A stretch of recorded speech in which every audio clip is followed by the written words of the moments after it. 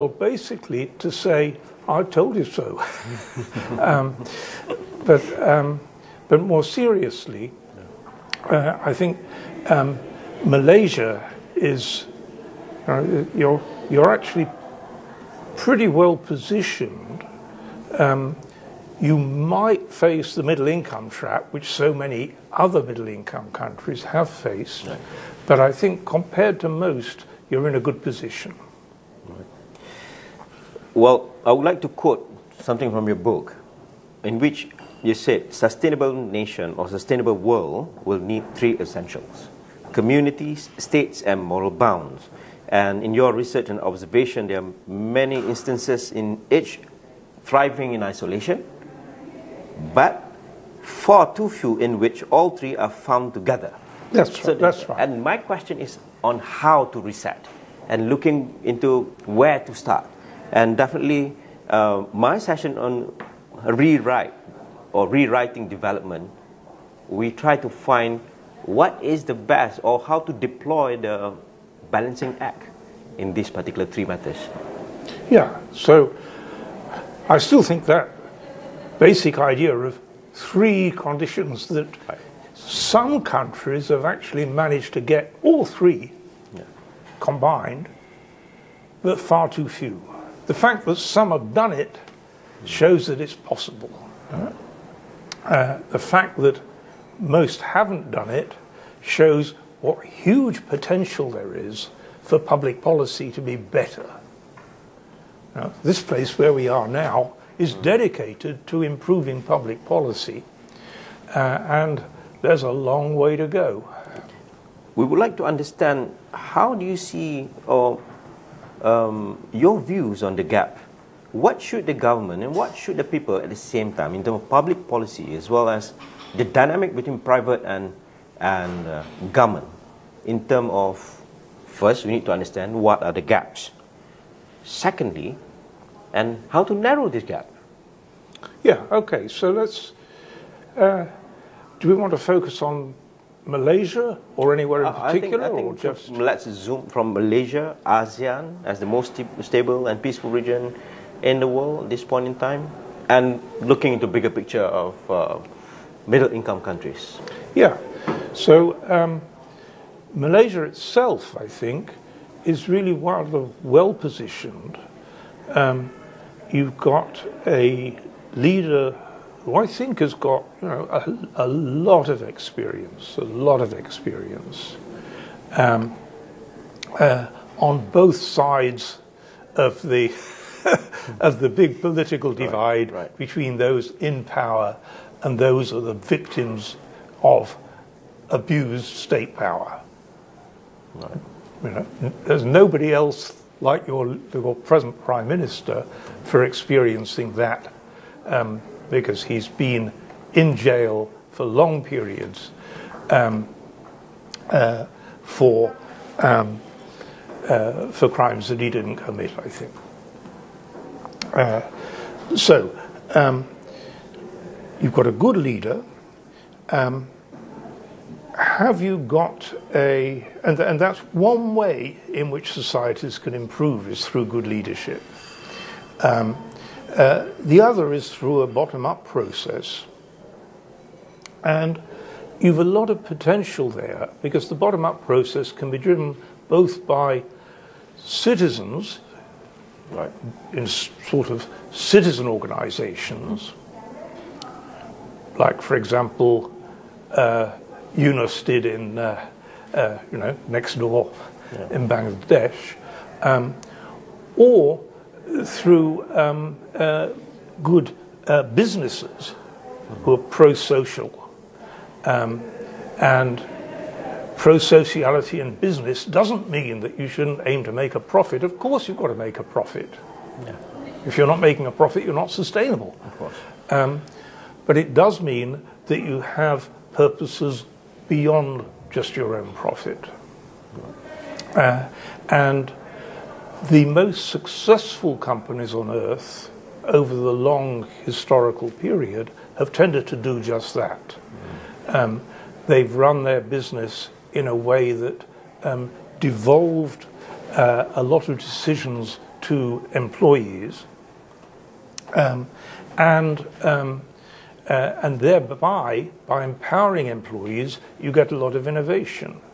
Now, at the moment, quite a few very big companies have the opposite design. They depend upon some superstar who tells himself, "I'm the most brilliant person on earth, and you give your money to me, and I'll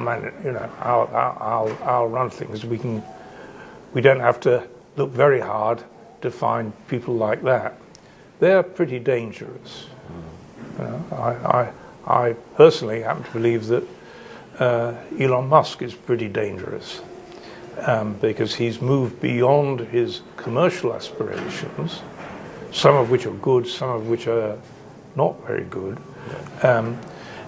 into political aspirations, where really that's an abuse of power. Right.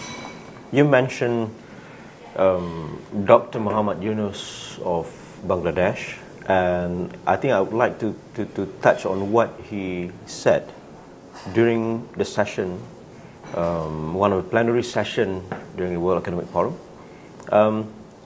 He has a piece of good advice to ASEAN leaders and ASEAN at large for the Southeast Asia countries. In a way, what he said, I quote, "Following the same outdated footsteps of the past won't bring any good, and we must avoid the issue of wealth concentration entirely." So, and at the same time, your book, and you keep on stressing on the morality of common purpose. So I try to understand and try to bind these two together. Yeah, so I think Muhammad Yunus exemplifies a lot of that he ran a very, very pro-social business, which devolved power of decision to, basically it was a model of poor women, forming these credit clubs, little credit clubs. It was a brilliant model. Still is a brilliant model, I think, actually. I think there's still a lot of scope for it. And so that he did at quite a considerable scale, matched by BRAC, which is the largest NGO on earth. So you've got Yunus and BRAC, and between them that transformed Bangladesh despite awful political leadership. So there was Bangladesh, which grew pretty fast, with very poor political leadership, overcome by this bottom-up movement. And finally, the political leadership was so bad that it came to grief. And so Yunus, very late in life, finds himself the political leader. And that is a real opportunity for Bangladesh. And it's brilliant that he's reached out to student youth movement to say, you're the future. I'm a very old guy, but I want to empower you. And that's a very exciting model of an old guy who's so old that, and he's reached the top politically, so that his entire interest is not himself, it's the future of Bangladesh. If you're in your 80s, what you're going to care about? Of course. It's not your own power, it's what can I leave as a legacy for this country? And so there's a very exciting alliance between the oldest and the youngest. I think that is a model which might extend much more widely. And of course, Malaysia is potentially got that structure. You've got a good, wise old political leader, not quite as old as Yunus, right. And so he can reach out to both to business and to youth. One of the key takeaway point from Nigeria, because you mentioned Nigeria, and I think last year when they took such a bold move by taking out fuel subsidies, and it has created some sort of chaos at the very beginning, but somehow the recalibration happened. Not many countries have the luxury to do the same, and Malaysia some sort of putting gradual process in making sure the distribution of the subsidies more fair and equitable, and that has to be reflected into our growth. And looking from that angle, because you touch on leadership a lot, you have one particular figure and the rest of the combination and the dynamic of the structure, and at the same time you touch a lot also on the morality, and looking from this particular angle, and now we want to translate this into action. For example, in this case, contributive justice, from moving from distributive justice to contributive justice. Yeah, that's right. So, so I work with Michael Sandel, and I think this is really very, very exciting. I mean, our work has moved on since over the last year, there are two parts to what Sandel sees as contributive justice. First, the essence of moving from distributive justice to contributive justice is that everybody actually has a duty to contribute to the whole. Right. And so it's not just a matter of the government taking from one group and giving to another, which is the sort of fuel subsidies stuff, but saying, no, everybody actually has a duty to contribute, including car drivers. You know, so you can't just swan around enjoying subsidies. That's taking. It's not contributing. But the other side to Michael Sandel's concept is to say, but in order for there to be a duty to contribute to the whole, certain conditions have to be met. Mm-hmm. And in particular, I'll emphasize two. One is equality of voice. So the poorer people at the bottom of society have to be treated with sufficient respect that their voice is listened to and heard with equal force to the well-connected, successful people. And so equality of voice, so that the common purposes that you talk about are agreed in an equitable fashion in which the poorer people can contribute as much to that discussion as the more successful people. In Britain, that certainly hasn't happened. And then the other condition, so one is equality of voice, but the other is that poorer people have to be in a position materially to be able to contribute. So they have to be properly paid, and that means not just scraping along in working for a pittance in a call centre. They've got to be sufficiently well rewarded that they can afford to contribute. Doesn't mean they have to be as rich as other people, as the successful people. It's perfectly justifiable often for the rich people to earn more than the poor people. So it's not about equality, but it's about everybody being in a position materially so that they're not hand to mouth. They're in a position to contribute. Well, at the same time, the reality on ground, you speak to the people, of course, they talk about income, wages, and their pocket, food prices, quality of life. And all of this somehow encompasses their needs and wants at the same time. And you touch on the hidden despair as well as the hidden privilege. So I would like to go on the hidden privilege and where the standard measure of inequality of incomes need to be supplemented with something more sophisticated. Yes. Which is, you said, life chances. That's right. How does that so work? Life chances is about if you're born in the bottom part, say bottom third of society, Right. what's your chances later in life of rising into the top third or so? Right? So that's a measure of social mobility. And it is measured, not for every country in the world, but for 22 countries. There are now good data on that form of life chances. Which countries have pretty equal life chances and which countries have very unequal. It's no longer just about the Gini coefficient.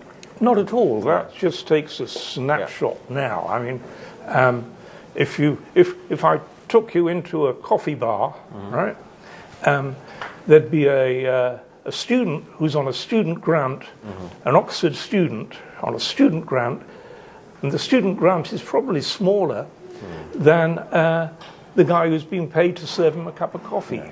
And I ask you, which one has the better life chances? The guy who's serving the coffee or the guy who's got the Oxford degree? Of course. And obviously, the measure of current income inequalities is a very poor predictor of these life chances. So it's life chances that really matter. We're in Britain at the moment, which has about the most unequal life chances of any high-income country. Right. So whatever we are doing, don't do. Right. That's a simple rule. Yeah, right? I guess that's what Dr. Muhammad Yunus meant when he advised ASEAN not to follow the old paradigms of doing things. Absolutely. So, yeah. Well, my next question is, of course, in order for us to, to rewrite development, and you yourself, sir, as a world-renowned development economist, looking at the things in which today everything has been challenged. Democracy has been challenged, social democracy has been challenged, capitalism has been challenged, the trust towards the government, trust towards each other, everything has been challenged, up to the point that we are walking in the line of transition towards the unknown. And this is the best part. We have ABCD, artificial intelligence, battle of big brothers, US, China, climate change, and we are entering the age of depopulation. Okay, how to navigate as a government? Yeah, so what you're facing is uncertainty, big time. Big time, yeah. Right? Anxious, everyone, anxiety. Even more than you were facing last year, but it's really about uncertainty, right? And there are very practical things you can do if you're facing uncertainty. Don't pretend that you know what you're doing. Right? Admit to uncertainty. That's the first rule for any leader. Admit that there's uncertainty. Right? And then what you do if you're uncertain, you find out what works at the moment, what works, what seems to work best. Of course, the big uncertainties now are, what will President Trump do? Right? Well, I don't know. I doubt whether President Trump knows, right? Because he's got very mixed signals within his own team. Right? It's a different style of leadership. Yes, That one we have to yes. Indeed, his whole business life has thrived on generating uncertainty. Right? So he consciously produces uncertainty and finds opportunities in his business to make money out of that uncertainty. And in his politics, he's doing the same. So nobody knows what he'll do, including him. I think what I we think know that's about, deliberate. Yeah. But Yeah. there are things you can do to say, well, let's try and see what might work. So very practical things that you can do, which explore, for example, you explore links with China, you explore links with America. You explore links with the American government, but you also explore links with American firms. You explore links with the Chinese government, but also explore links with Chinese firms. Huge opportunities for Malaysia with Chinese firms. I mean, you just signed a deal this week, I think, on the special economic zones with Singapore. That's brilliant. You're going to partner with about the most successful country on earth, which is Singapore, and you've got one really big asset that Singapore lacks, which is space. That's nice. Yeah. And a second big asset is you've got people. Of course. Right? So you've got space and people, and that's a fantastic opportunity. That special economic zone sounds to me like a very, very good idea. And then you come up with a very clever idea about generating energy, which is a two-tier system. You've divorced the energy that's going to be used in the zone, which is full of these very energy-intensive data storage systems.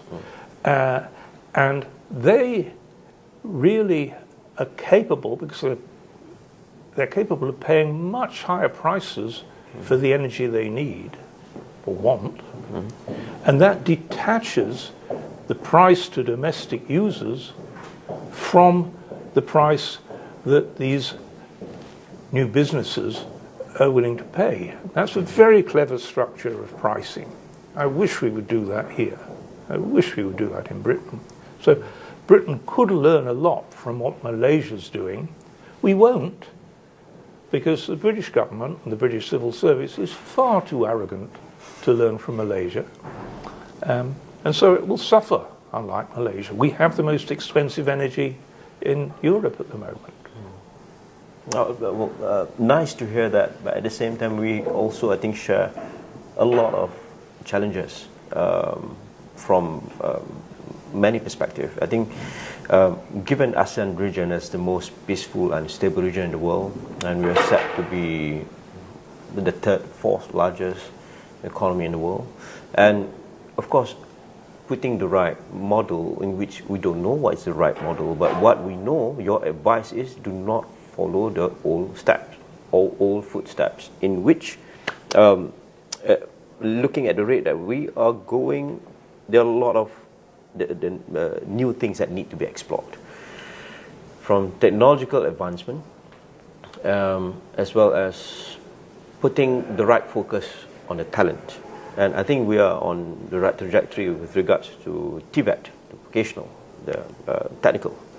And what would be your advice to ASEAN leaders in order not to get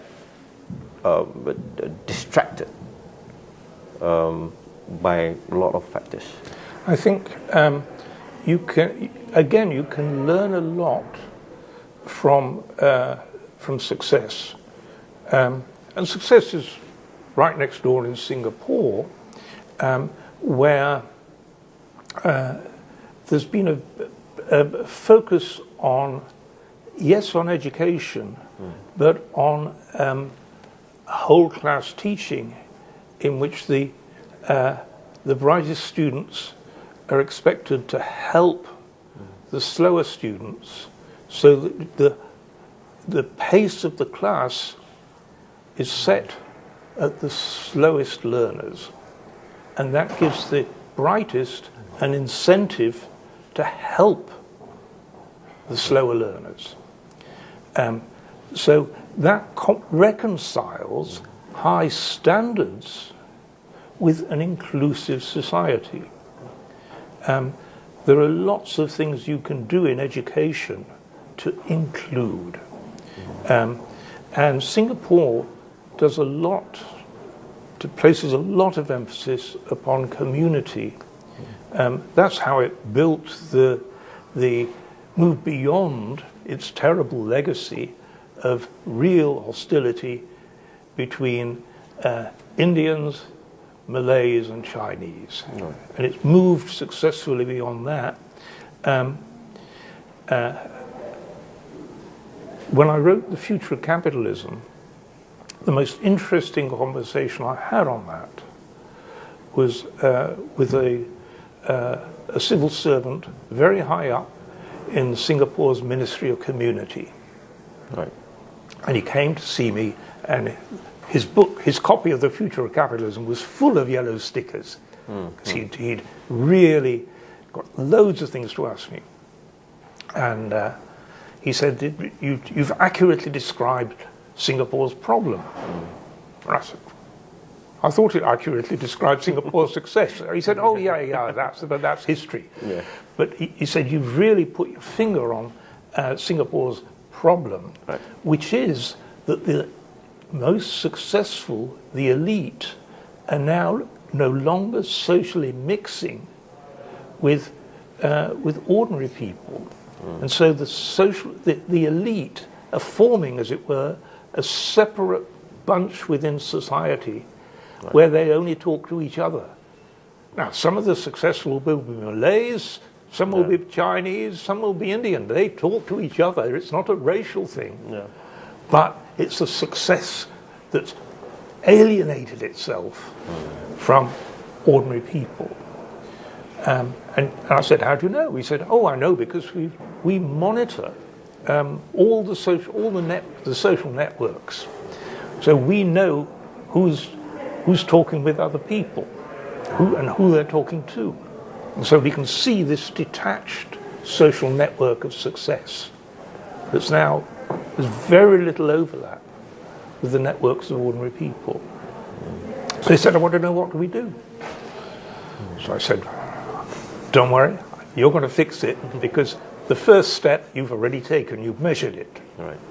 If you'd measured it, it's much easier to improve it, because you've got a benchmark. You don't know how to improve it. You don't know how to get... Yeah. But if you don't know how, experiment. Try many different things and measure them. You will find that some systems, better integration in schools, for example, in America at one stage they did busing in schools. Yeah. So you mix together people from social housing with people who are living in these fancy apartments and stuff. There are many things. Try them, see what happens. Sports clubs. Right. Everybody wants to play football, so mix them up there and see what happens. And by measuring, you'll find some things work well and other things don't. And then you just scale the things that work. And that way you'll gradually fix the problem. How I wish I have more time with you, sir. Thank you very much for having me here at the heart of Oxford, Blavatnik School of Government. Thank you very much. Thank you. Thank you.